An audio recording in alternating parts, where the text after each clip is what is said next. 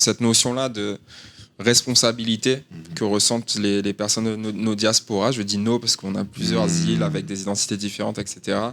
Elle est super importante. Je pense qu'elle est ressentie par plus de 80% de ces personnes. J'ai une responsabilité envers mon île, envers mon pays. Je suis pas sûr que ce soit pareil pour un Parisien qui parte en Australie. Il se dit pas je suis responsable de Paris. De toute façon, on est crédible. Pourquoi on est crédible? Parce qu'on le vit, nous.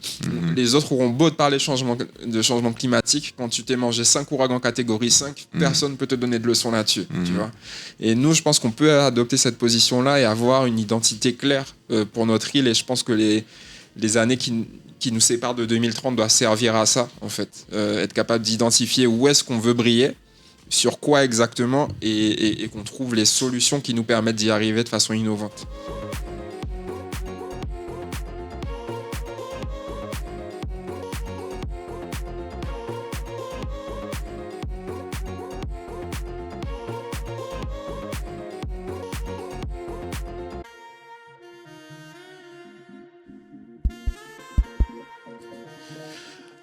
Bienvenue dans ce nouvel épisode du podcast Guadeloupe 2030, réalisé par EOG, Entrepreneurs of Greatness. Je suis Sébastien Célestine, un des cofondateurs de cette entité.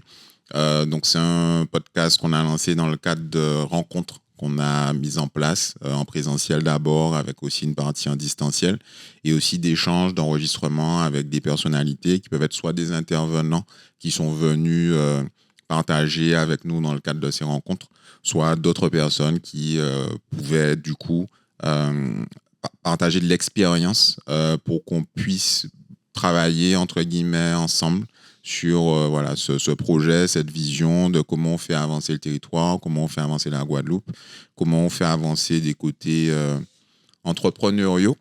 Et puis ce podcast, on l'enregistre dans les locaux de Casapod, que vous pouvez aussi privatiser si vous avez des choses à enregistrer, des messages à passer, de la communication à réaliser. Et donc aujourd'hui, je suis très content de recevoir Arnaud Archimède de Whistle. Exactement. Guadeloupéen, caribéen, j'ai envie de dire, qui va aujourd'hui nous se présenter, nous expliquer aussi d'ailleurs pourquoi il est là, il n'était pas obligé de venir. Et comme d'habitude, c'est une discussion, j'ai envie de dire, à bâton plus simple. Voilà, on est à l'aise, pas de stress. Et Guadeloupe 2030, voilà, l'objectif, c'est de pouvoir valoriser des talents comme le tien, celui de tes associés, mieux comprendre ce que vous faites, ce que vous engagez, votre vision, pas forcément que de la Guadeloupe, mais de façon générale. Et on va aussi, du coup, aujourd'hui, parler de design thinking, on va parler de diaspora, on va parler de retour au pays, de vous, comment vous vivez l'entrepreneuriat. Et puis voilà. On est parti. Je te laisse te présenter. Merci. Okay, ça marche. Merci pour cette introduction. Très content d'être là. Je suis donc Arnaud Archimède et j'ai une double casquette de designer et de chef de projet. Et cette double casquette-là, moi, j'ai pu l'exercer dans plein de milieux différents, des industries différentes. J'ai pu travailler dans le véhicule autonome, par exemple, de PSA, dans des boutiques connectées avec Dior, dans des secteurs plus classiques comme l'assurance, par exemple, qui ont l'air moins sexy comme ça, mais il y a plein de challenges intéressants à avoir. Et puis j'ai pu aider aussi en parallèle de ça des startups, des PME à pouvoir progresser dans le début d'activité ou alors pour aller encore plus loin. Toujours avec cette casquette de designer et de programme manager. Et puis ensuite, on a cofondé Whistle. Donc, j'étais encore à Paris à l'époque. On a été une association pendant un moment et Whistle, c'est une entreprise du coup qui aide les Caribéens du monde entier à pouvoir porter des projets à impact pour leur territoire, qu'ils soient présents ou non. Super. Voilà. Super. Aujourd'hui, donc du coup, tu as quel âge? Tu es né en Guadeloupe? Ouais, c'est ça. Ouais. Né en Guadeloupe, parti à 17 ans, comme beaucoup de gens finalement de la diaspora aujourd'hui. Tu avais fait quoi comme parcours quand tu étais en ton lycée, par exemple? Parcours très classique. En quoi? Terminale scientifique à Gerville-Réache, voilà. Donc bastérien, c'est très important à préciser. C'est important. Et puis oui, donc parti pour faire des études de design. Tu étais dans quelle école? C'était une école qui s'appelle Strat École de Design, qui est connue pour le design automobile. À la base, c'était vraiment pour ça que j'avais envie d'y aller. Et c'est quelque chose que je savais que je voulais faire depuis que j'avais 9 ans, pour la petite histoire. Donc j'ai commencé très tôt à regarder ce type d'école en cherchant dessin, voiture automobile. J'ai un camarade au CE1 qui m'avait expliqué ce que c'était le mot design, parce qu'on se partageait des petits magazines de véhicules à l'époque. C'est ce qui me faisait vraiment vibrer. Et puis petit à petit, j'ai découvert que le design, c'était pas que des belles formes, c'était pas que des belles courbes, des belles couleurs, mais c'était aussi penser comment l'homme allait interagir avec un environnement, avec des écrans, avec tout ce qui va l'entourer. Et ça, c'est plutôt ça qui m'a intéressé finalement. C'est comprendre les usages, comprendre la réalité, comprendre comment un humain va se sentir dans une situation donnée, va réagir, de quoi il aura besoin à ce moment-là. Et pour moi, c'est plus important que faire des belles poignées de porte. Voilà.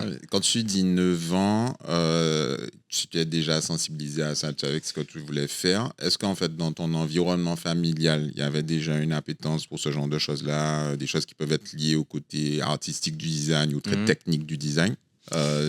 Toi, tu viens de quel, j'ai envie de dire, parcours familial? Tu avais quoi comme influence? Moi, j'ai 2 parents qui sont fonctionnaires, qui n'avaient pas du tout ce côté artiste, en tout cas, qui ne l'exprimaient pas, je pense. Et 2 sœurs plus grandes que moi, qui ont 10 ans de plus que moi, qui, pour le coup, avaient cette petite fibre artistique et qui l'ont jamais exprimée de façon plus officielle, mais par contre, à la maison, elles faisaient des petits dessins, etc. Et je pense que j'ai été un peu pris là-dedans aussi, de cette façon-là, mais de façon professionnelle, en tout cas, pas d'artiste, pas de designer, pas de créateur. Mais par contre, on m'a toujours laissé la liberté d'aller chercher ce côté-là de moi. Donc, voilà. Super. Donc 9 ans, Basse-Terre, du coup jusqu'au lycée. Sur la partie scientifique, tu nous redonnes ton âge? J'ai 29 ans, presque 30. Il y avait déjà les filières STI, c'est ça. etc. C'est une filière comme ça que tu avais faite ou bien tu t'es resté sur du général, très général? Alors, j'ai hésité à faire la section STI à appliquer à Rivière-des-Pères. STI, le sigle, c'est... Sciences et techniques industrielles, je crois. Voilà. Exact. Et, mais ça ne m'a pas intéressé parce que j'ai été là où j'avais le plus de facilité. Dis-toi que entre mes 9 ans et mes 17 ans, j'avais juste hâte d'aller faire du design.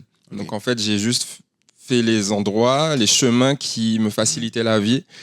Et les sciences, c'est un truc que j'aimais bien. J'avais des facilités dedans. Non pas que j'avais envie d'être scientifique, mais ça m'intéressait comment fonctionne la Terre, comment fonctionne la chimie, tout ça, ça m'intéressait. Et du coup, j'ai pris le plus facile pour moi.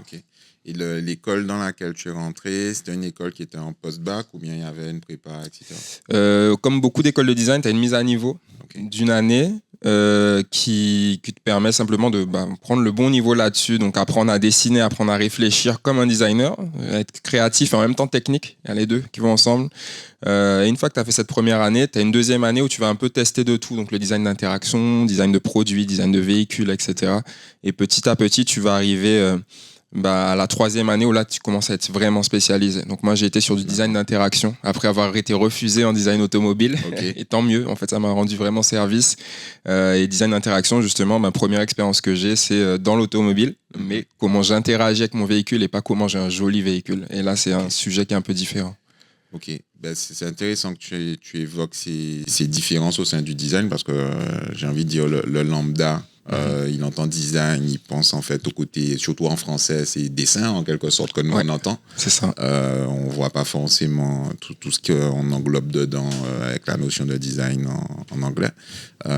Est-ce que tu peux expliquer un peu tout ce que ça englobe, tout ce que tu as pu apprendre justement autour du design, les différents, pour ceux qui s'intéressent à ces sujets-là, puisqu'on a des personnes de tout âge et à tout niveau, j'ai envie de dire, de développement de leur parcours, de leur carrière qui nous écoutent et qui peuvent se dire que ça les intéresse. Qu'est-ce qu'on englobe dans le design?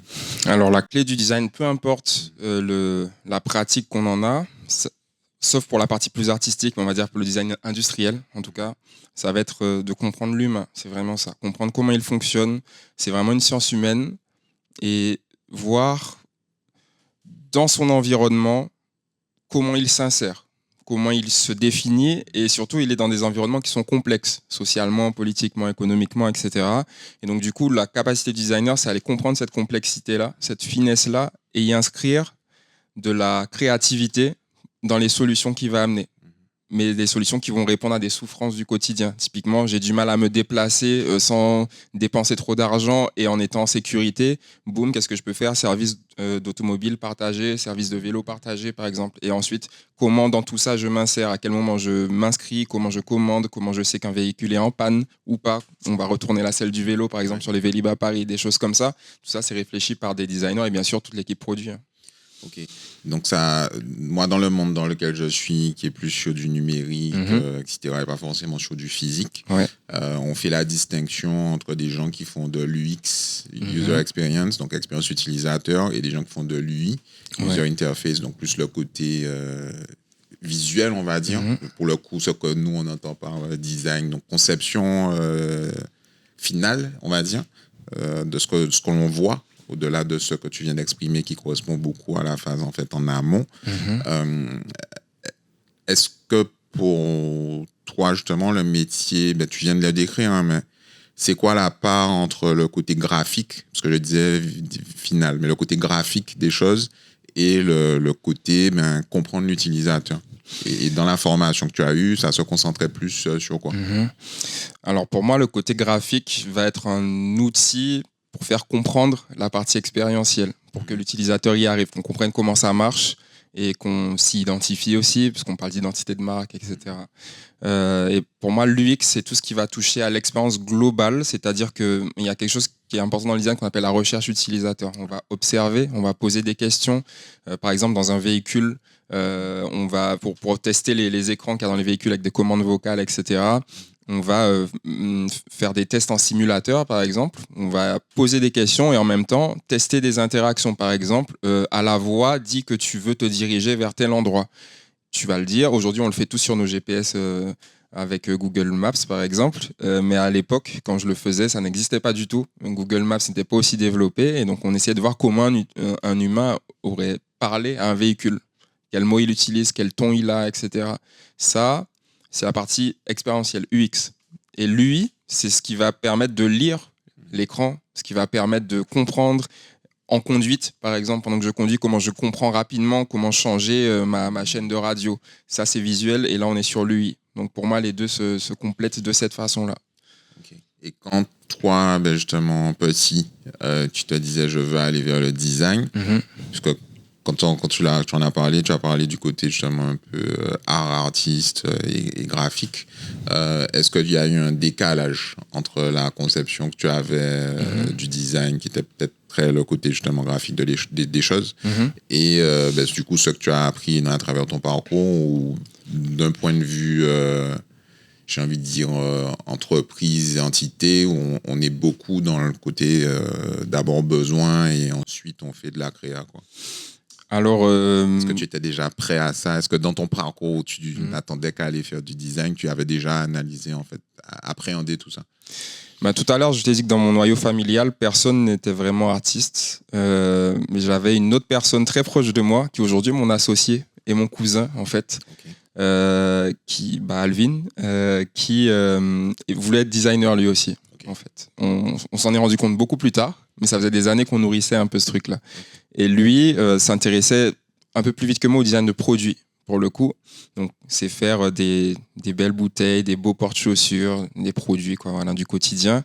Et lui, avec cet aspect technique où il disait, OK, non, mais il faut que tu comprennes la forme, il faut que tu comprennes comment les gens vont aller poser leurs chaussures sur le porte-chaussures. Il ne s'agit pas juste de faire une jolie forme, il faut que ce soit pratique, compréhensible, etc. Et donc, du coup, j'avais quand même ce côté-là en tête. Je comprenais que ce n'était pas juste une histoire de dessin. D'ailleurs, le dessin, c'est peut-être là où je me mettais le plus de pression, parce que je pense que je dessine bien, mais je ne suis pas non plus une grande star du dessin. Et finalement, j'étais plutôt soulagé de voir que la partie réflexion, c'était plutôt ça qui comptait, en fait. C'était comprendre l'empathie, la réflexion, le côté vraiment presque philosophique de comprendre l'humain, et derrière, la partie plus dessin beau, etc. Et tout à l'heure, tu m'as posé la question de l'école, comment ça se passait, où est-ce que c'était plus orienté. C'était plus ça, mon école, et c'est aussi ça que j'ai beaucoup adoré. On mettait beaucoup moins l'accent sur l'aspect purement visuel, graphique, et beaucoup plus sur comment tu comprends un système complexe et comment tu le dénoues pour en faire une solution, un service de A à Z. Et derrière, on a un peu appris sur le tas la partie plus graphique. Je l'ai beaucoup appris en entreprise, en stage, etc. Bon, voilà, c'est vraiment deux écoles différentes. Tu as des écoles qui vont plutôt miser sur le visuel. C'est une question de culture. Ouais, parce que moi, j'ai eu l'occasion d'intervenir au Gobelin, qui fait aussi, je crois que c'est plus de lui d'ailleurs, et qui était pour le coup, enfin de ma perception en tout cas, très orienté sur le côté visuel. Ouais. J'étais intervenu sur des jurys de projets, etc. Parce qu'à l'époque, il y a Jude Jean, un des mentors qui me suivait à l'époque, qui intervenait là-bas. Okay. Et qui avait, j'ai l'impression que l'approche, effectivement, et c'est plus orienté aussi jeux vidéo, etc. Donc, du coup, plus le côté visuel. Donc, du coup, oui, toi, aujourd'hui, dans ton parcours après, au niveau de l'entreprise, est-ce que tu peux nous expliquer sur ces premières expériences, tu nous expliques le côté appliqué, j'ai envie de dire graphique, et arrivé plus à ce moment-là, comment ça s'est passé pour toi? Partager cette expérience, et j'aurai une question à te poser après sur la partie école, à nouveau. Premier lien avec le côté graphique, c'était chez PSA, donc Peugeot Citroën, Stellantis aujourd'hui, où justement on avait toute cette partie interaction dans le véhicule, mais aussi partie écran à l'intérieur. Aujourd'hui, c'est ce qu'on voit dans toutes les 308, etc. Okay. C'est les mêmes technologies. Et donc, il fallait du visuel aussi pour commencer à vendre ça déjà en interne, parce qu'on était un petit peu en avance de phase pour les prochaines innovations. Premier contact avec cet aspect-là, mais on n'était pas, comme on dit, pixel perfect, c'est-à-dire on n'était pas au pixel près. Mais un peu plus tard, j'ai eu une expérience plus axée web. Et là, on était chez Evaneos, qui fait du voyage sur mesure dans 150 destinations, je crois. Donc, c'était une start-up de à peu près 200 personnes. Donc, quand même, grosse start-up. Et là, j'avais deux missions. Une sur le site public, qui existe encore aujourd'hui, evaneos.com.fr. Donc, c'était refonte de site web. Et là, j'avais jamais fait ça réellement. En tout cas, je l'avais appris un peu sur le tas, mais d'un coup, boum, je suis le designer qui va faire ça. Ça n'a rien à voir. Rien à voir. Ouais. Et de l'autre côté, j'avais un côté plus R&D, mais ça, c'est ce que je connaissais un peu plus. Donc, pour le coup, moins de pixels perfect, c'est pas très grave. Et voilà, j'avais cette double mission, mais là, j'ai pris un peu cher parce que je devais vraiment... C'est ce que j'allais te dire. C'est une transition qui est quand même un peu violente si tu n'avais jamais fait ça. Design d'interface, voiture et design de site internet. C'est deux mondes, j'ai pas envie de dire opposés, mais... Je l'avais jamais vraiment fait, mais par contre, j'ai toujours eu cette curiosité-là. Parce qu'en fait, en parallèle de l'aspect professionnel officiel, à côté, j'accompagnais déjà des entrepreneurs qui avaient déjà assez rapidement besoin de preuves de concept, qui avaient besoin de choses plus visuelles. Donc, j'apprenais déjà un peu le web sur le tas, comment ça fonctionne, un peu de code aussi. Et à l'école, on avait un minimum de cours là-dessus quand même. On n'était pas à zéro, mais on n'était pas une école de web, clairement. Donc, il y a beaucoup de code, beaucoup de choses que j'ai appris en lisant des bouquins tard le soir et en revenant le lendemain au boulot et en appliquant les choses. Et j'avais aussi des personnes qui m'encadraient, qui m'aidaient pas mal. Mais voilà, je pense que ça résume assez bien ce que j'ai toujours fait, c'est-à-dire ne pas avoir peur d'aller apprendre quelque chose de nouveau. Et on y va à fond et puis on voit bien et ça a marché. Tu parlais de bouquins dans lesquels tu allais chercher de l'info. Il y a des rêves auxquels tu penses pour ceux que ça intéresse? Moi, franchement, j'allais chercher les rêves du moment. C'est-à-dire qu'il y avait ce qu'on appelle des playbooks, des choses comme ça. Donc, que j'allais chercher, par exemple, UX, UI Design Best Practices. Je cherchais tout ce qui sortait. Je voyais où les infos se recoupaient. Parce que forcément, tu vas lire un peu de tout sur le sujet, des points de vue différents. Donc, voilà. Après, oui, il y a des références, mais que j'ai lues un peu plus tard, finalement. J'avais besoin de trucs très pratiques, en fait, tout de suite. Donc, j'ai été plutôt sur ces Best Practices, des choses comme ça. D'accord, donc tu as fait de l'industrie, tu as fait du web avec Evaneos, ensuite ton parcours continue comment? Et après, j'ai été chez Aigo, qui est une entreprise qui était à l'époque la seule qui répondait vraiment à ma définition du design sur le marché parisien en tout cas. Parce que pour moi, UX, UI, vu la formation que j'avais, ça voulait pas dire web. Sauf que sur le marché parisien à l'époque, il n'était pas très mûr. Là, on est autour de 2017 à peu près. C'était pas un marché très mûr sur ces sujets-là. Pour eux, UX, UI, c'était web et rien d'autre. Et chez Aigo, c'était beaucoup plus ouvert et comprenait mieux. Ils ont quoi comme activité? C'est une agence. C'est une agence qui faisait un peu de numérique, un peu d'espace, un peu de tout. On va dire design global. Mais qui avait quand même son mot à dire sur tout ce qui était numérique. Assez fort.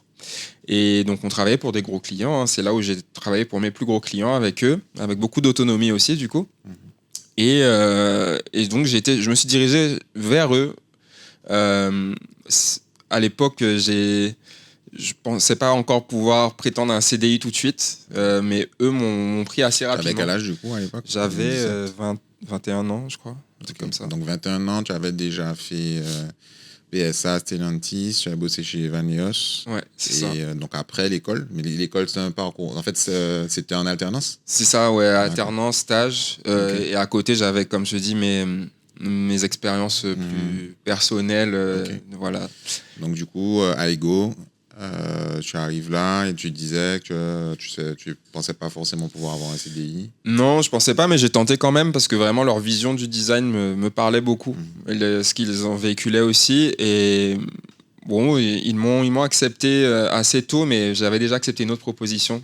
Au moment où j'ai cherché pour Evaneos, justement, ils m'ont répondu la semaine d'après, quand j'avais déjà signé, pour me dire viens. Bon, voilà, donc je les ai fait attendre un petit 6 mois. On s'est rappelé 6 mois après, ils m'ont dit c'est toujours OK, viens. Super. Donc je suis venu, j'ai passé 4 ans là-bas finalement, donc à faire toutes sortes de projets différents. On m'a donné beaucoup d'autonomie là-bas, ce qui peut être très bien et dangereux à la fois, mais on pourra en reparler.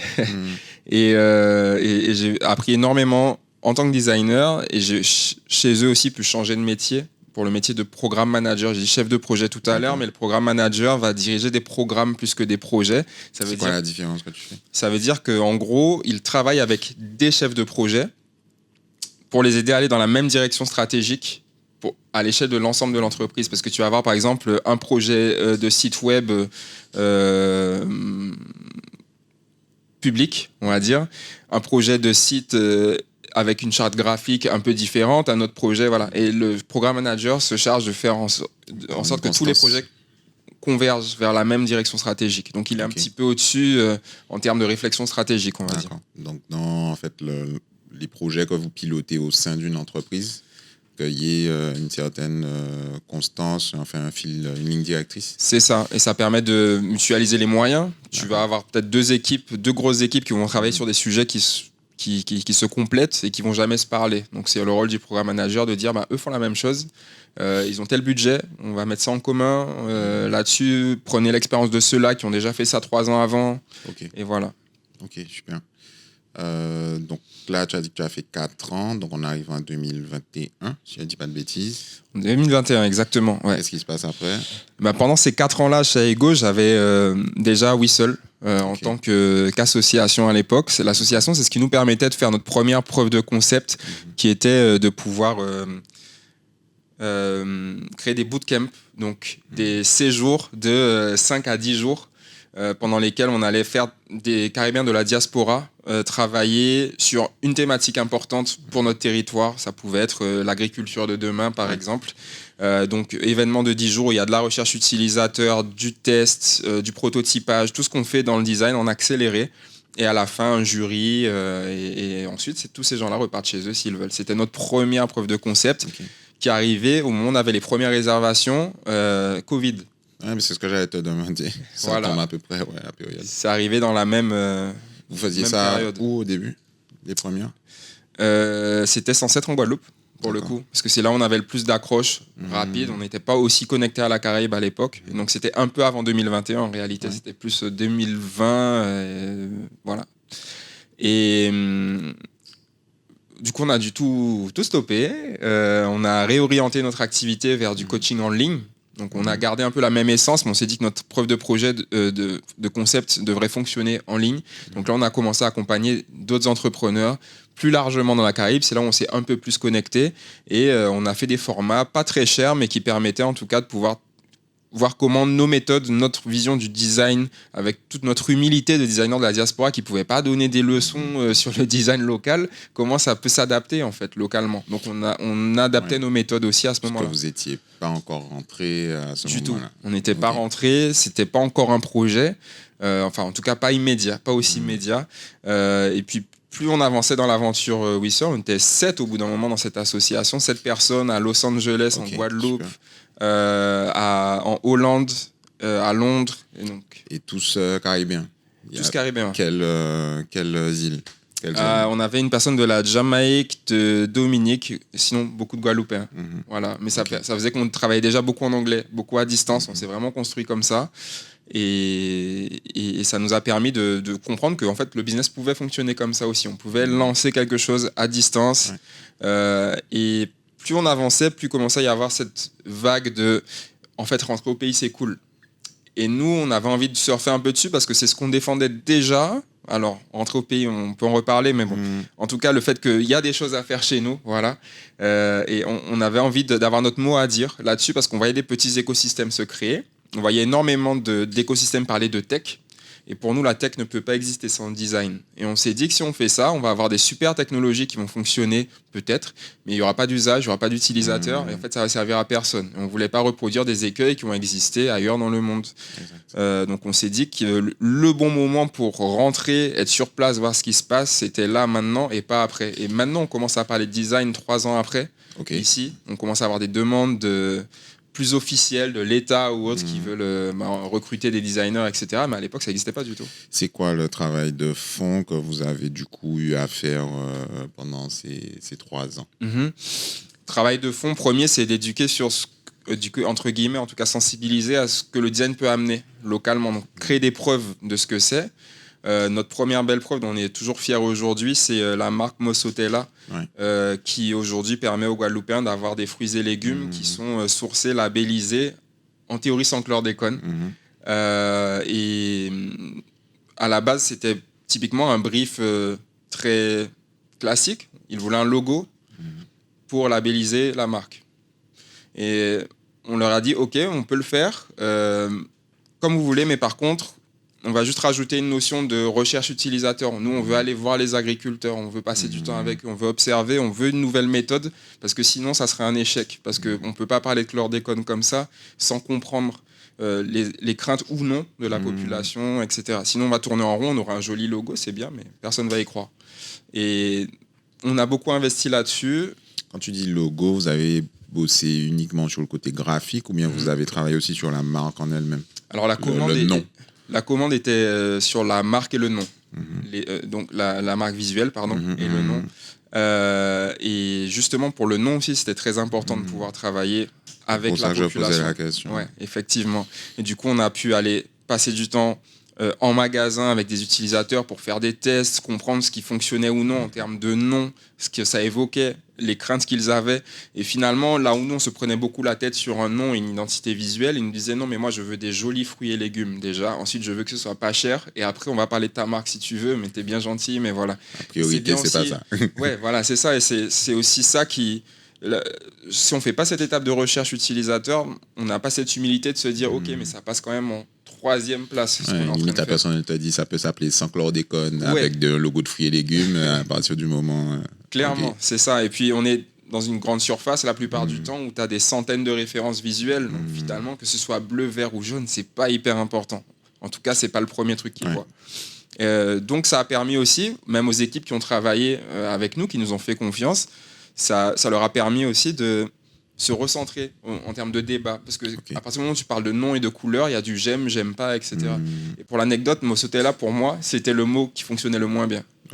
Et c'est ça aussi d'être designer, c'est être assez humble pour dire c'est pas parce que ça me plaît pas que ça plaira pas et que ça sera pas l'utilisateur final. Voilà. Et donc du coup, finalement, c'est celui qui marche le mieux. Les gens l'ont compris tout de suite, ça a pris assez vite. Et je pense que c'est ça l'essence de notre travail. Et c'est pour ça que c'est important de l'avoir chez nous, dans la Caraïbe, mais en Guadeloupe aussi. C'est d'être capable, dès qu'on a une idée, dès qu'on a un projet, d'aller le confronter. Et savoir avec toute humilité si ça a du sens ou non. Si ça n'a pas de sens, qu'on le réoriente. Et c'est pour ça que c'est important. Ce projet-là et la réponse que vous avez eue là-dessus, c'est l'association qui a répondu sur ça, Whistle, ou c'est déjà le format entreprise? Parce que vous avez une transition, si j'ai bien compris. Alors, à quel moment cette transition-là se fait? Et aujourd'hui, est-ce que c'est toujours les 7 de l'asso qui sont dans l'entreprise ou est-ce que c'est une configuration différente? Alors à l'époque, on était en pleine transition vers la société. Donc au moment où on a commencé le projet, on avait la société. Premier client.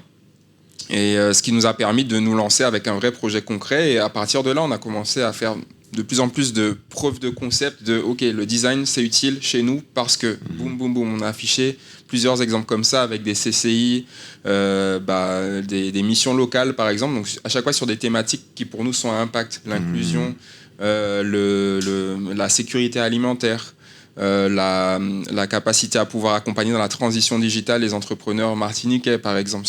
Pour nous c'était des sujets clés où on voulait montrer que ça existe. Et à partir de là, on a vraiment beaucoup développé la société par rapport à ça, puisqu'on avait des preuves et on était les premiers à le faire. Et donc derrière, on nous faisait plus facilement confiance. Et depuis, on a quasiment que des appels entrants là-dessus. On fait très peu d'appels à projets.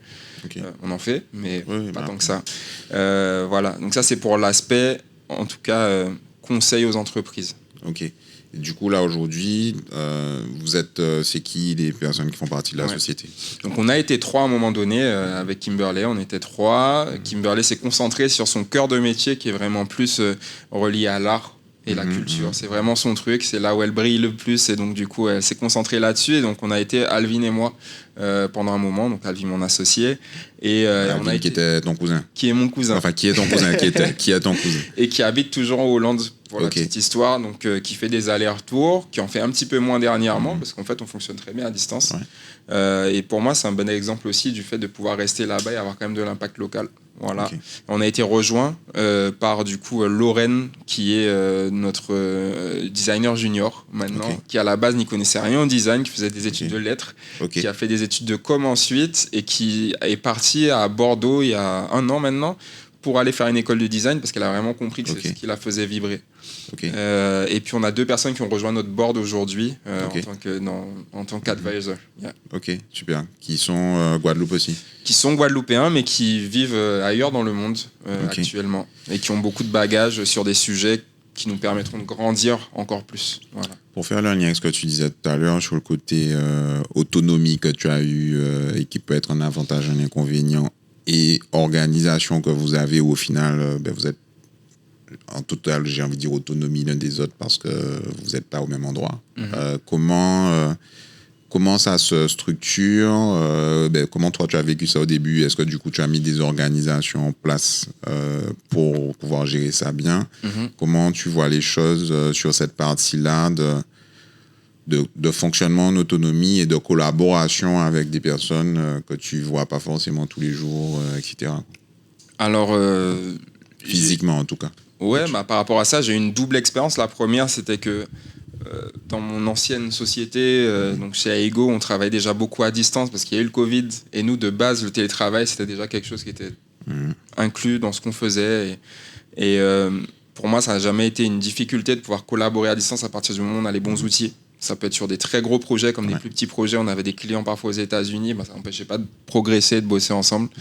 Et en même temps, dans l'assaut, on faisait déjà ça. Donc, j'avais pas de crainte. On avait déjà les outils pour le faire. Donc, aujourd'hui, ça demande de la planification, forcément. Ça demande des points réguliers. Donc, tous les jours, on a ce qu'on appelle des daily, du coup, le matin, pour pouvoir savoir qui fait quoi, comment. On a des outils de communication à distance. On utilise Discord, qui est un outil de gamer à la base, mais qui nous permet. Qui est utilisé par tout le monde maintenant. Voilà, exactement. Enfin, tout le monde. Les gens un peu tech, mais. C'est ça, quand même un peu tech, mais de plus en plus, voilà, on utilise ça. WhatsApp, comme beaucoup d'Antillais. Caribéen, ouais. Et ça permet du coup de communiquer, mais avec des gens en qui on a suffisamment confiance. Donc la partie recrutement est super importante. Et Lorraine, au-delà de l'aspect connaissance du design, là où on était sûr qu'elle pourrait apprendre rapidement, c'était aussi qu'on lui faisait confiance sur le fait d'être une personne avec qui on peut travailler à distance, en autonomie. Alors ça demande par exemple... Elle est à Bordeaux toujours du coup? Elle est à Bordeaux, effectivement. Et même quand on était en Guadeloupe, on la voyait 1 fois dans la semaine. Le reste du temps, elle était à distance avec nous. Et ça demande juste un management un peu différent.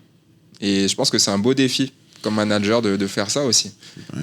Pour partager un peu l'expérience qu'on a eue, moi à la base, quand je suis entré ici 2017, et du coup on a monté des équipes, bien qu'au final il y avait déjà des gens avant que je rentre définitivement qui étaient là en collaborateur, mais ça s'est vraiment accéléré quand je suis rentré. Et moi j'avais une vision pré-Covid très... il faut que les gens soient sur place pour qu'on bosse. Alors qu'on est dans un truc, Allmall, c'est 100% digital, etc. Mais j'étais très sûr. Et puis j'avais aussi ce côté, il faut que les gens, c'est un autre sujet, mais il faut que les gens soient en Guadeloupe parce qu'on crée de la richesse qu'ils peuvent après dépenser sur place, ça alimente un système, etc. Le Covid a fait, surtout en plus nous sur l'activité qu'on avait, au-delà du côté crise sanitaire, couvre-feu, pas couvre-feu, confinement, etc., il n'y avait presque pas d'activité pour nous pendant un certain temps. Donc on s'est retrouvé dans un schéma où on est parti en distanciel, en fait, 100% au début.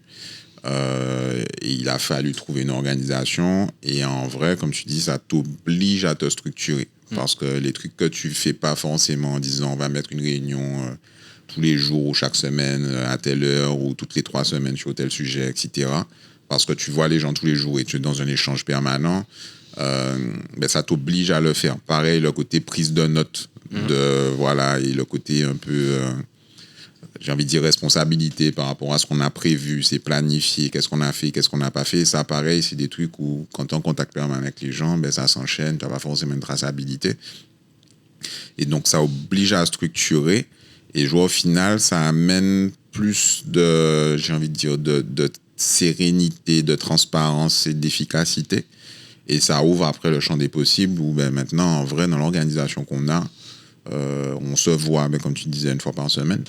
Mais c'est parce que c'est important de partager le moment, mais dans l'organisation du travail même, on n'a pas besoin de se voir en soi. C'est ça. Et ça, je trouve que ça, si on peut potentiellement déjà faire un pont vers le sujet diaspora, mobilisation, etc., ça a ouvert un champ des possibles qui n'était pas pour moi, même si techniquement les solutions existaient déjà, je pense qu'on n'était pas prêts beaucoup. De manière comme moi aussi, j'ai fait cette transition avec le Covid. Je pense qu'il y a plein de gens qui n'étaient pas prêts à...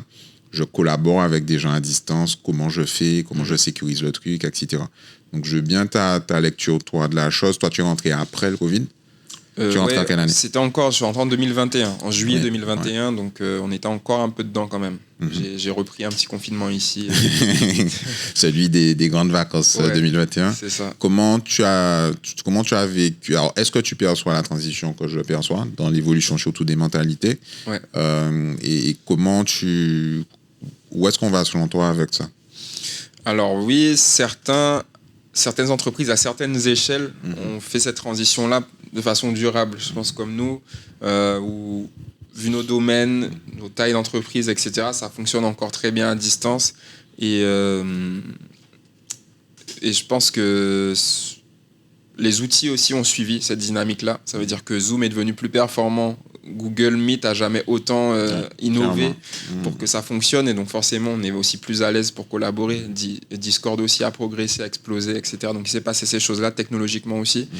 Mais je vois aussi des entreprises qui prennent le contre-pied, qui disent non, en fait, finalement, je veux tout le monde là. Alors je sais pas si c'est juste un besoin de contrôle, s'ils ont vraiment. Je pense que c'est une histoire de contrôle. Je pense que c'est une histoire de contrôle.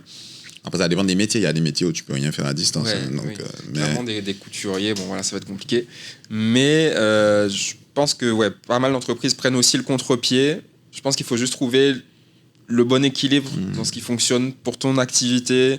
Moi, je ne juge pas ceux qui veulent rentrer absolument sur du présentiel. Bon, si c'est OK, c'est OK. J'ai vu aussi des employés qui avaient, même pendant le Covid, besoin d'être sur place. Donc, je pense que tout le monde peut y trouver son compte. Nous, c'est exactement pour ça qu'on a ces temps où nous, c'est le vendredi. Tous les vendredis, tout le monde est là toute la journée. Voilà, on fait des trucs, on mange ensemble, etc. Et ça entretient un relationnel, parce qu'il y a des gens qui ont besoin de ça. Et après, par contre, c'est en mode tout le monde doit venir le vendredi, mais si tu veux venir le reste de la semaine, parce qu'il y en a qui préfèrent être sur place, et il y a une partie qui le fait, il y a une partie qui est là tout le temps, il y a une partie qui vient que le vendredi, par exemple. Donc, il faut trouver ce côté hybride. Je pense qu'il est intéressant et qu'après, l'objectif reste toujours d'aller chercher la performance. Et par rapport au champ des possibles et au côté, pour le coup, au-delà de gens qui peuvent venir sur place, ça implique qu'ils sont sur le territoire.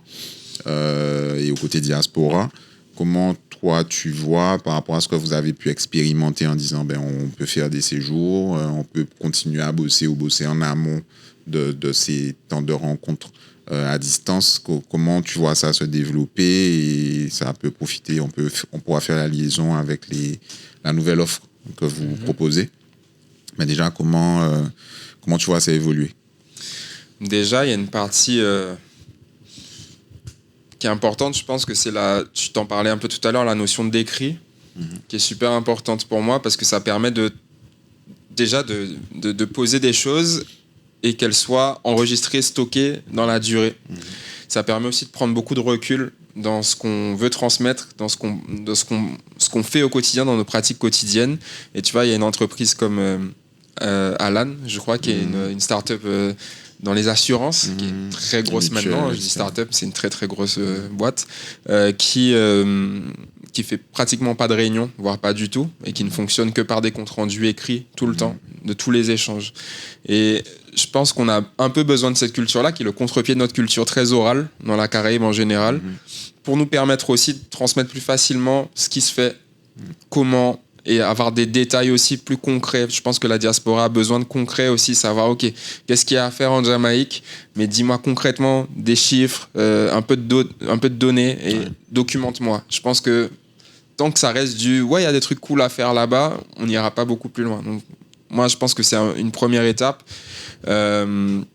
Ensuite, effectivement, les modes de collaboration à distance, je pense que sur des formats très courts et comme des petits challenges, 2, 3, 4 jours, une semaine, c'est hyper important. Je pense qu'on a encore du progrès à faire là-dessus. Le plus gros challenge pour moi, c'est la gestion des time zones, du décalage horaire. C'est une question que j'allais te poser quand tu as parlé du meeting quotidien. Ouais. De comment vous gérez le décalage horaire. Ça demande la flexibilité sur les horaires aussi. Par exemple, pour moi, la journée de Lorraine commence à 14 ou 15 heures pour elle, quoi. C'est le moment où elle me voit pour la première fois. Donc ça veut dire que je lui ai fait confiance sur tout le reste de la journée. Et du coup, elle a des horaires flexibles. Voilà. Et ça fonctionne pour tout le monde un peu comme ça. Nous, on fait des événements assez réguliers avec des personnes qui sont un peu partout dans le monde. On espère que ces gens-là soient sur le bon créneau horaire. On essaye de trouver des créneaux qui fonctionnent plutôt bien pour la majorité des cibles qu'on a, mais c'est pas si évident. Alors quand tu veux parler à des gens de New York, ça va, parce que nos time zones, ça va. Pareil pour Montréal ou des choses comme ça. Quand tu commences à aller sur le Qatar ou d'autres zones du monde, on est sur d'autres sujets. Et je pense que ça, c'est l'un des plus gros challenges pour moi, pour l'instant. Ok. Je sais qu'en général, les gens, ce que je vois, pour les gens qui sont très sur l'international, mais l'international, au final, très orienté Occident, on va dire, Amérique du Nord, Europe, et qui va un peu plus loin, pour notre fuseau horaire, souvent, on arrive fin de matinée, midi, où c'est tôt pour ceux qui sont côte ouest, dans le monde de la technologie, je parle, c'est tôt pour ceux qui sont côte ouest États-Unis, et c'est fin de journée, voire soirée pour les autres, mais tu en as la partie qui est dans la nuit, pour le coup, c'est Asie et Pacifique. Donc, tu te prives en partie de ces gens-là, mais tu as quand même toute la partie Amérique du Nord, Amérique du Sud, Caraïbes, Afrique, Europe, Moyen-Orient. Souvent, c'est ce que je vois en termes de créneaux.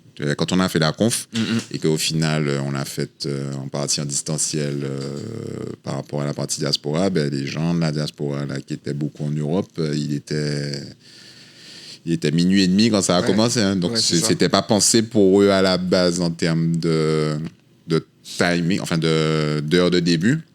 Après, on a quand même réussi à avoir plein de gens. Donc là aussi, quand tu dis le côté flexibilité, je crois qu'on avait une trentaine, quarantaine de personnes en ligne.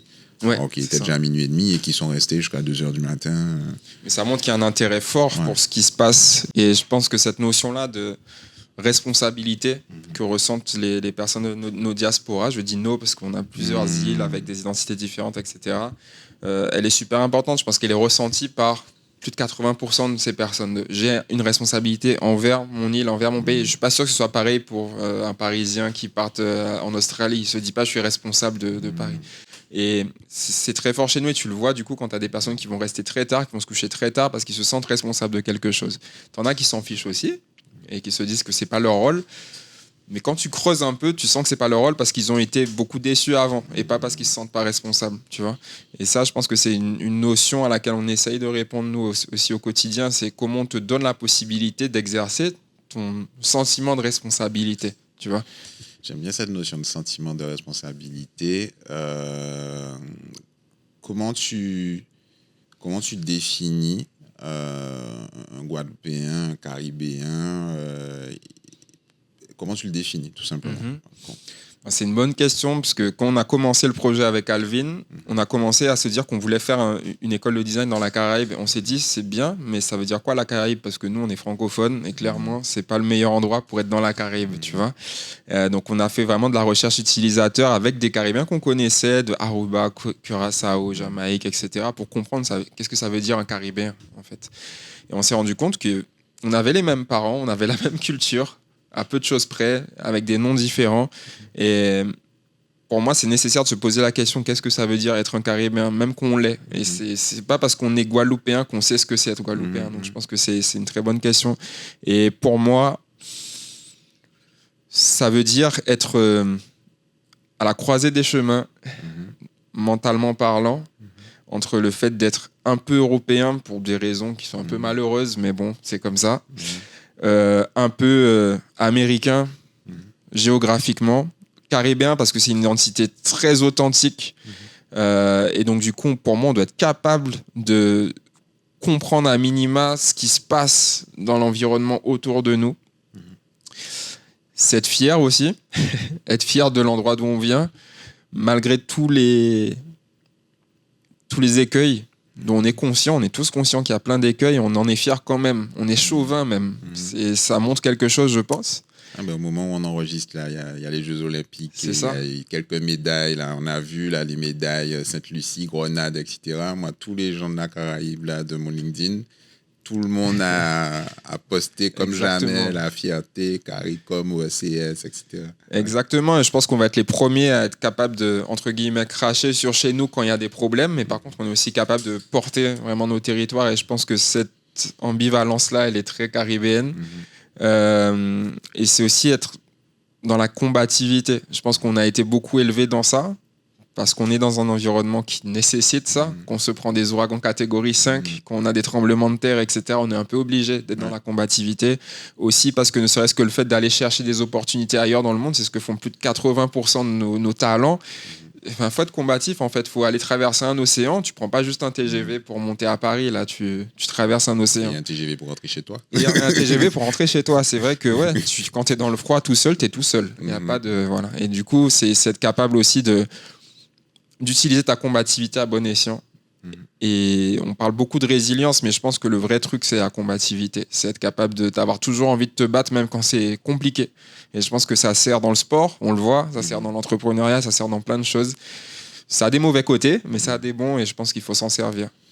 Dans le prolongement du côté, comment tu définis un Guadeloupéen, un Caribéen? Donc, tu as donné des éléments forts. Est-ce que pour toi, il y a une communauté caribéenne, une communauté guadeloupéenne? Est-ce que ça existe? Et si ça n'existe pas, je ne sais pas quelle est ta réponse, mais si ça n'existe pas, est-ce que c'est important de la développer, la créer, et comment on peut la développer, la créer? Je pense qu'il y a une communauté naissante. Il y a une communauté naissante qui, quand on a commencé il y a 3 ans, existait très peu parce qu'on voyait que les gens nous connectaient facilement à des personnes de leur île, mais étaient ravis de découvrir qu'il y avait d'autres îles avec qui ils pouvaient communiquer. Donc ça commune sur la partie communauté caribéenne, une communauté caribéenne naissante. Ouais. Okay. Pour ce côté caribéen, il y avait vraiment cette découverte, et on le voit encore aujourd'hui, où les gens nous remercient, ceux qui font partie de nos communautés nous remercient de connecter des îles entre elles, parce que c'est un truc qui existe politiquement avec l'OSS, etc. Mais au quotidien comme ça, tu vois, c'est pas tous les jours que tu parles un Trinidadien, en fait. Donc aujourd'hui, on peut le faire, et on peut trouver un Trinidadien qui fait un même truc que nous, quelque chose de complémentaire. Ou voilà, pour moi, c'est une richesse qui commence à naître, et ce besoin-là commence à se faire sentir. On ressent, notamment sur les réseaux sociaux maintenant, une forme d'unité caribéenne qui se crée. Une sorte de fierté collective qui n'existait pas il y a 3-4 ans. En tout cas, on ne la voyait pas autant. Ouais, juste, si tu as parlé par rapport à ce que tu viens de dire sur le côté, il y a des gens qui nous remercient de les connecter. Et juste avant, tu disais que quand en fait on est francophone dans la Caraïbe, on n'est pas forcément justement connecté au reste de la Caraïbe. Ce que tu viens de dire là, en fait, moi j'ai pu constater ça aussi. Je me suis retrouvé à mettre des relations, des gens qui étaient dans des îles différentes, voire parfois même dans la même île, mais qui ne savaient pas qu'ils existaient. Est-ce qu'en fait, nous, on se dit pas qu'il y a une barrière de la langue qui fait effectivement nous écarte, mais dans les faits, comme tu disais, hein, le côté institutionnel, effectivement, il y a des liens qui se font par CARICOM, CS et compagnie, mais que dans la réalité, chaque espace, chaque île, chaque pays de la Caraïbe, en vrai, ils ne travaillent pas forcément avec les autres. Hein. Pas un peu plus que nous, mais en vrai, c'est quasiment rien. Lorsque tu regardes, j'avais trouvé une stat là-dessus, les échanges dans la Caraïbe sur la partie commerce en interne, je crois que c'est peut-être 3%, ou c'est moins de 10% en tout cas, c'est sûr, par rapport aux échanges quand on regarde chaque île qui viennent de l'extérieur. Et donc, mine de rien, la position que nous, on a, dans le côté où tu disais, on connaît les écueils et compagnie, on n'est pas tellement plus loin, en fait, d'un Jamaïcain ou d'un Barbadien qu'un Dominicain l'est d'un Jamaïcain ou de quelqu'un de la Barbade.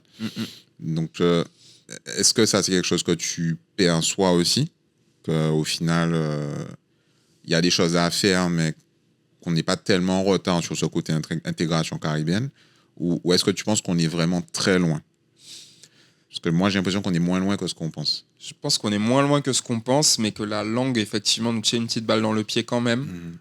Déjà parce que même les Caribéens qui ont envie de nous approcher ne savent pas comment le faire parce qu'ils savent qu'on est francophone et que de base, ils n'osent même pas nous parler en anglais.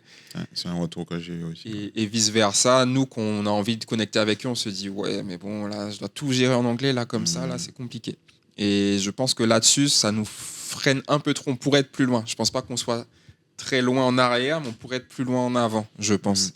Parce que...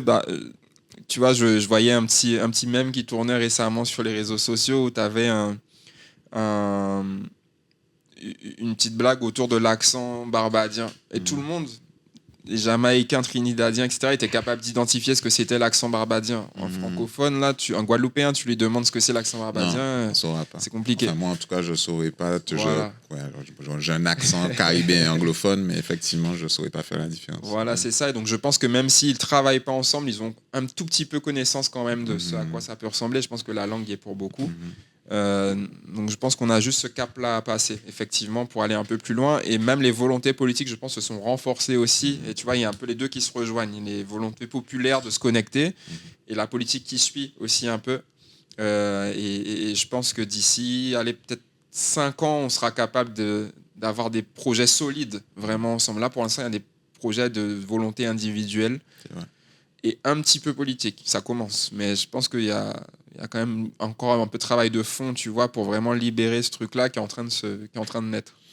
Alors, Guadeloupe 2030, comment tu vois la Guadeloupe voilà, on est en 2024 quand on enregistre, donc dans 5-6 ans, ou même à une plus longue échelle. On n'a pas voulu aller trop loin, mais voilà, comment tu vois la Guadeloupe dans quelques temps Guadeloupe 2030, comment je l'espère en tout cas. Comment tu l'espères? C'est une Guadeloupe qui est encore plus consciente de sa capacité à faire des choses et à créer des exemples, créer des antécédents, même pour l'international, parce que je pense qu'on a notre mot à dire sur des sujets climatiques, sur l'agriculture par exemple, sur des éléments où nous on a des points de souffrance.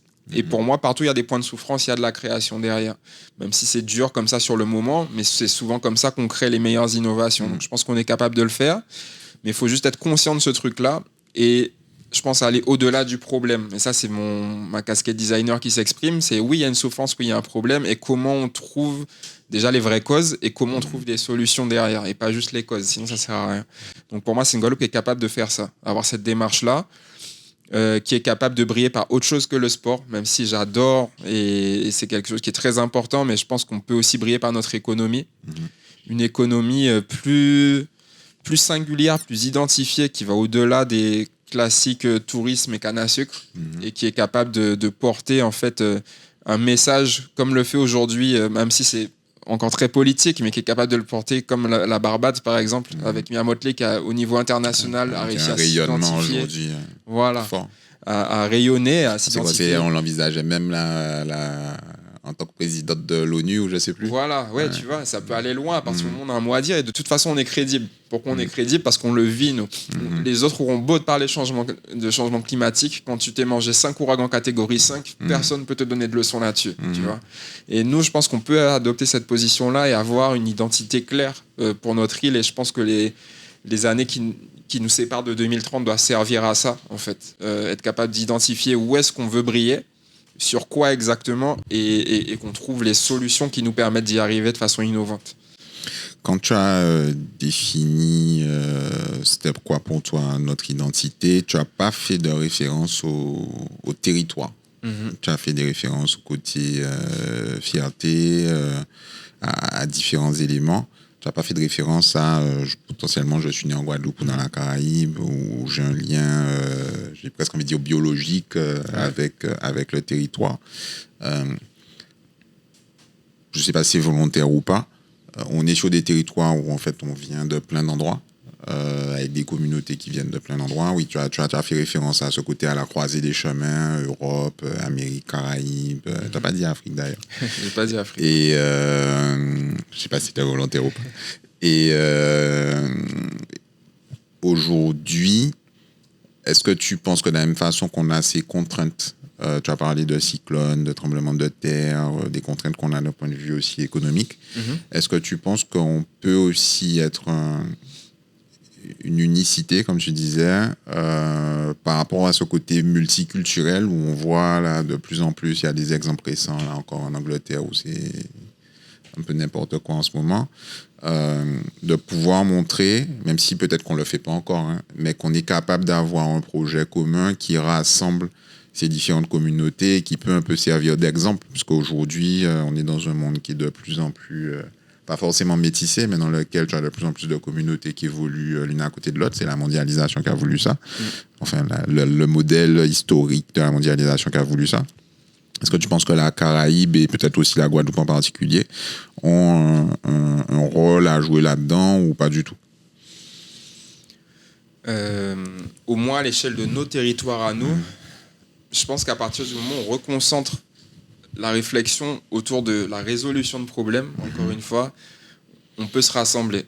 Je pense que tant qu'on sera sur la résolution de micro-problèmes qui n'en sont pas vraiment, on va séparer les gens. Mais par contre, comment préserver notre habitat ou notre agriculture, je pense que ça concerne tout le monde. On a tous besoin de manger ou s'abriter, tu vois. Exact. Si on répond à des besoins primaires, je ne vois aucune barrière au fait qu'on soit ensemble, même si on a forcément des problèmes à traiter en termes de société, d'ethnie, etc. On a des traumatismes par rapport à ça, il faut qu'on en parle, ça doit rester un sujet. Mais si on met le focus sur comment on résout les problèmes, je vois pas la limite à ça, tu vois, au fait de cohabiter et de progresser ensemble, et que tous ceux qui se sentent suffisamment pertinents pour porter un impact positif localement, quand bien même ce sont des Guadeloupéens qui habitent à Dubaï depuis 40 ans, et ben, s'ils ont un mot à dire, qu'ils soient capables de le dire et de surtout amener des solutions. Et je pense pas qu'ils doivent être exclus de la discussion parce qu'ils sont pas là, en fait. On est d'accord. Par exemple.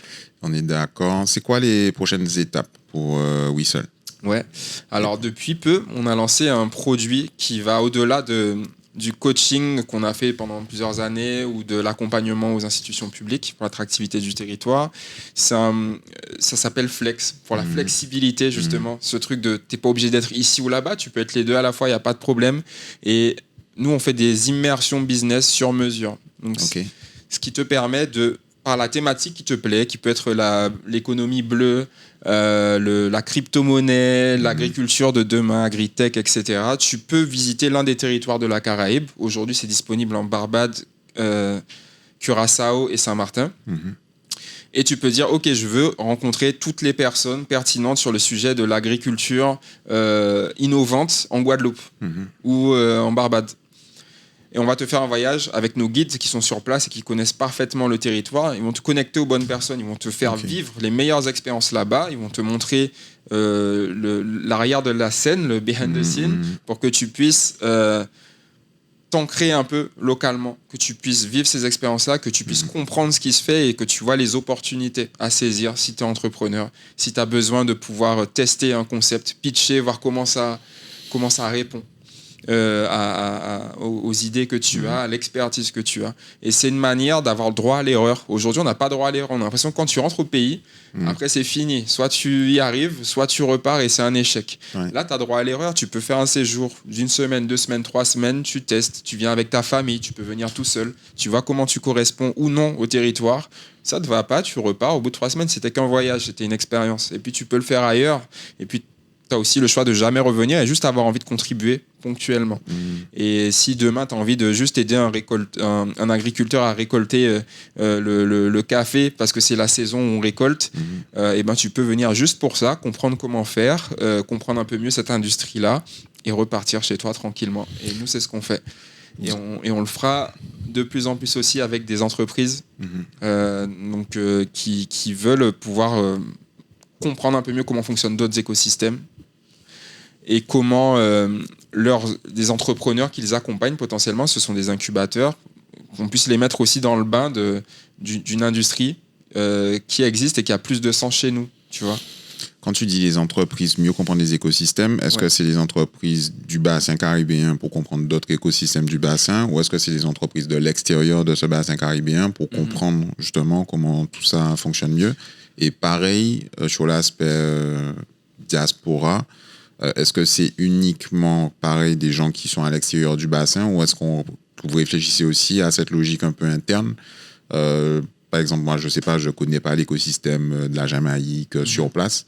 Vous faites vous proposez un séjour sur, je sais pas moi, l'écosystème technologique, l'agriculture ou peu importe à ce moment-là. Est-ce que moi, je peux aussi y participer, même si je suis dans le bassin, ou est-ce que c'est uniquement pour des personnes de l'extérieur? Alors, pour l'aspect entreprise, on a les deux niveaux.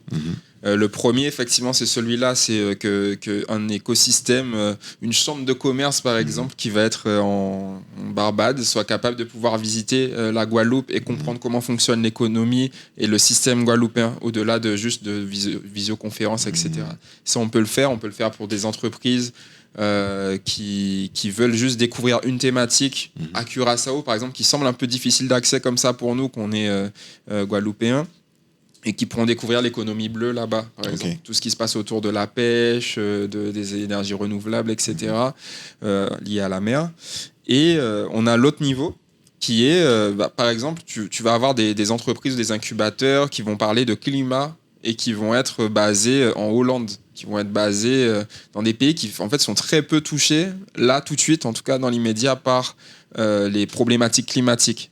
Donc, quand ils vont rester concentrés sur comment ils fonctionnent dans leur environnement autour de ce sujet-là, ils seront moins pertinents, je pense, que s'ils vont visiter un endroit où les populations ont déjà mis en place énormément de choses pour subsister dans ces conditions-là, pour construire parasismique, pour faire des choses comme ça. Donc on permet aussi à des personnes de l'extérieur de pouvoir venir. Ok. Et de ce que vous voyez en termes d'expérience et de réseau que vous avez développé, l'aspect diaspora, est-ce qu'il y a vraiment une forte demande pour ce genre d'expérience-là, ou est-ce que c'est quelque chose qui reste un peu limité? Pour la diaspora, il y a une forte demande. Après, ça reste du voyage. Donc ça veut dire que on va être en concurrence, si tu veux, avec le fait de partir à Cancun pour des vacances, tu vois.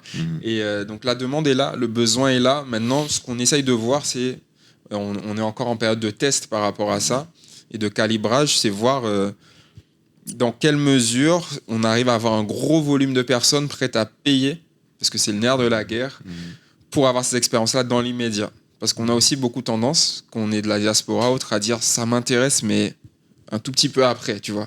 Et un tout petit peu après, il est dangereux parce qu'il peut être dans très longtemps. Et donc, c'est ce truc-là qu'on essaye de calibrer un petit peu mieux, là, tout de suite. Parce que ce discours-là, ce que je viens de te tenir, tu peux le tenir à n'importe quelle personne du monde. Tu vas lui dire, il y a un super écosystème là en Guadeloupe, tu pourras faire du surf et en même temps découvrir ce que c'est l'économie bleue. Banco, il va acheter. Maintenant, est-ce que pour la diaspora, c'est pareil? Dans le discours, oui. Dans les faits, ça dépendra des destinations et de ce qu'on va proposer, parce que forcément, ça aura besoin de plus de finesse. Tu vois, si tu proposes à un Dominiquais de redécouvrir la Dominique, nécessairement, tu vas devoir lui proposer les trucs le plus fin possible pour qu'il ait vraiment envie. C'est ce que j'allais dire, c'est qu'aujourd'hui, nous, on le constate aussi, en fait, tout ce qui a l'air accessible a l'air simple. Et avec aussi une tendance à se dire, c'est accessible, ça n'a pas forcément autant de valeur.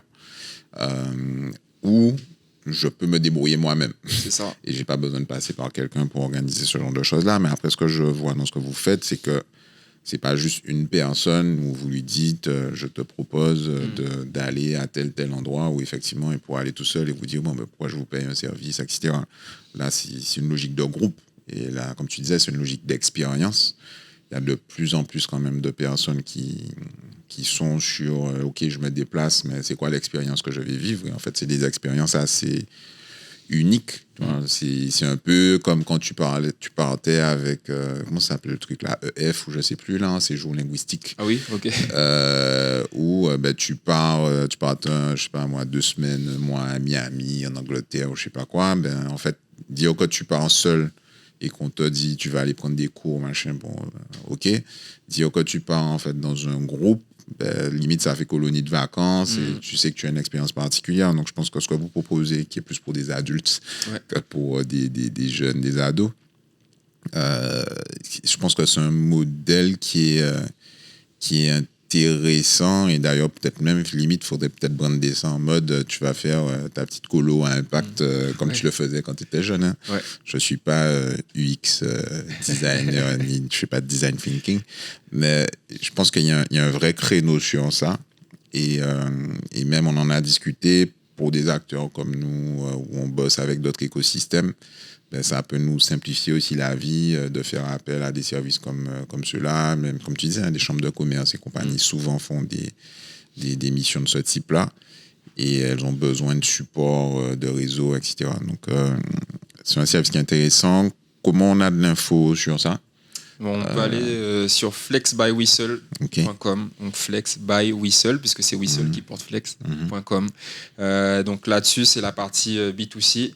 Et si on met un / Learning Expeditions, on arrive sur la partie plus B2B pour le coup. Ok. Et comment on te contacte directement via la page Whistle, donc c'est Whistle Caribbean sur Instagram, ou sinon LinkedIn, Arnaud Archimède, et je réponds toujours.